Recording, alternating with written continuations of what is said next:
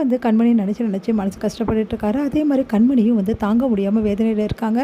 இந்த சூழ்நிலையில் வீட்டில் எல்லாருமே வந்து கண்மணி கிட்ட பேச வராங்க. ஆனால் எல்லாருமே கண்மணி வந்து போயிடுங்க இங்கேருந்து அப்படி சொல்லிட்டு கோவமாக பேசி அனுப்பிச்சிடுறாங்க. குழந்தைங்களை மட்டும் பாசம் காட்டி அவங்களுக்கு சாப்பாடு ஊட்டி அனுப்புகிறாங்க நம்ம கண்மணி. அடுத்து வந்து கண்மணி மனசில் பாசம்லாம் இருக்குது. ஆனால் அவளால் முடியல. அவள் வந்து ரொம்ப விரக்தியில் இருக்கா. அதனால தான் இப்படிலாம் பண்ணிகிட்ருக்கா அப்படின்னு சொல்லிட்டு வந்து பேசிக்கிறாங்க ரெண்டு பேருமே.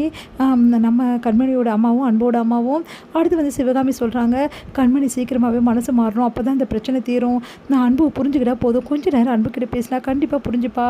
நம்ம தான் ரெண்டு பேரும் சேர்த்து வைக்கணும் அப்படி சொல்லிட்டு ரெண்டு பேரும் முடிவு பண்ணுறாங்க.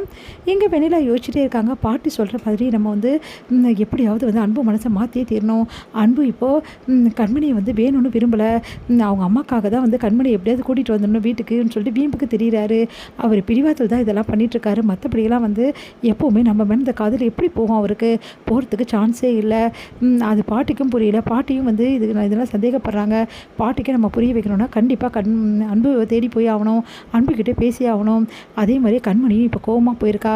அதனால் கண்மணிக்கிட்டேயும் நம்ம வந்து பேசி ஒரு முடிவு பண்ணி விட்டுட்டா இந்த பிரச்சனையே இருக்காது.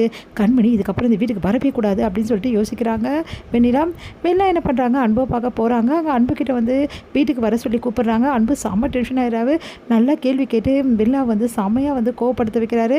மரியாதை இங்கேருந்து போயிடு, நடக்கிறதே வேறு. உன் மூஞ்சில் முடிக்கக்கூடாதுன்னா நான் வீட்டுக்கே வரல. அப்புறம் இங்கேயும் வந்திருக்கா, உனக்குலாம் அவ்வளோ திமுறா. இங்கெல்லாம் வந்து எல்லாம் நல்லா இருக்காது. மானம் கிட்ட கேள்வி கேட்டு அனுப்பி மரியாதை போயிடு அப்படின்னு சொல்லிட்டு நான் நல்ல மனுஷனாக இருக்கிறதோட போயிடு. அப்புறம் நான் ஏதாவது கேட்டால் நல்லா இருக்காது. நான் அப்புறம் அசிங்கப்படுத்திடுவேன் அப்படின்னு சொல்லிட்டு போயிடுறாரு. அது கேட்டுட்டு வந்து ரொம்ப டென்ஷன் ஆகிறாங்க வெண்ணிலா. இந்த மாதிரி ஆயிடுச்சு. இந்த அன்பு இன்னும் கோவமாக இருக்காரு. இவர் கோவம் எப்போ தெரியும்னு தெரியலையே. பாட்டி வேற இவரை சமாதானப்படுத்த சொல்லியிருக்காங்க. சரி ஃபஸ்ட்டு வாட்டி தானே, ரெண்டாவது வாட்டி மூணாவது வாட்டி வரும்போது சரியாயிடுவார் அப்படின்னு சொல்லிட்டு வந்துக்கிட்டே இருக்காங்க. அப்போ கண்மணியை பார்த்துறாங்க. கண்மணி அப்படின்னு சொல்லிட்டு பின்னாடியே போகிறாங்க. கண்மணி பார்த்துட்டு அப்படியே முறைச்சிட்டு வந்து அவங்க பாட்டுன்னு சைக்கிளில் போயிட்டே இருக்கேன். கண்மணி ஒரு நிமிஷம் நில்லு கண்மணி அப்படின்னு உடனே பார்த்துட்டு உனக்கு என்ன வேணும் இப்போ அப்படின்றாங்க. என்ன கண்மணி என்கிட்ட இப்படி கோச்சிக்கிற?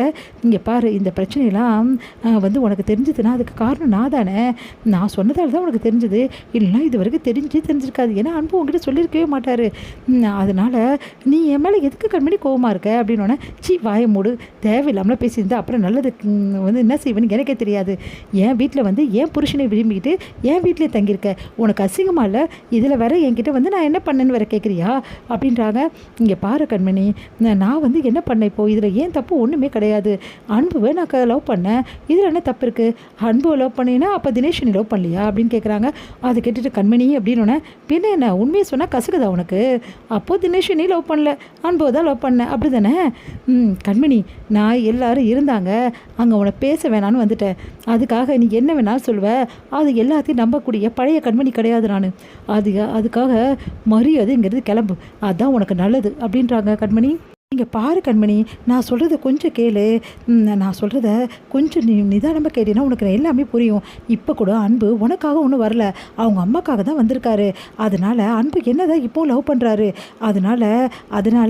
அதனால் நீ வந்து அன்புக்கிட்ட சொல்லிடு கண்மணி, என்னை ஏற்றுக்க சொல்லி அப்படின்னு செம்ம கோவம் வருது கண்மணிக்கு. பாருன்னு ஒரு அறவிடுறாங்க. உனக்கு அவ்வளோ தாண்டி மரியாதை, எவ்வளோ வந்து உனக்கு தைரியம் தான் என்கிட்டே வந்து அன்பு உனக்கு ஏற்றுக்க சொல்லி நான் ரெக்கமெண்ட் பண்ணுன்ற. என்னை பார்த்தா இழிச்ச வாங்கின்னு வந்து எழுதி விட்டிருக்கா. இவ்வளோ நாள் நான் ஏமாந்தது முட்டாளாக இருந்ததுலாம் போதும், இதுக்கப்புறம் முட்டாளாக இருப்பேன்னு தேடி வந்திருக்கியா? நீ எல்லாம் ஒரு ஃப்ரெண்டு. ஒன்றை போய் நான் நம்பி உயிருக்கு உயிரை நேசிச்சேன் பாரு, என்னை எதால் அடிக்கணும்னு எனக்கே தெரியல. அவ்வளோதான் சொல்கிறேன், உனக்கு மரியாதைங்கிறது போயிடு, இல்லை நடக்கிறதே வேலை. இதுக்கப்புறம் என் மூஞ்சில் முழிச்சேன்னு வச்சுக்கோயேன், என்ன மாதிரி மோசமானவ எவ்வளோ இருக்க மாட்டான் அப்படி சொல்லிட்டு போகிறாங்க.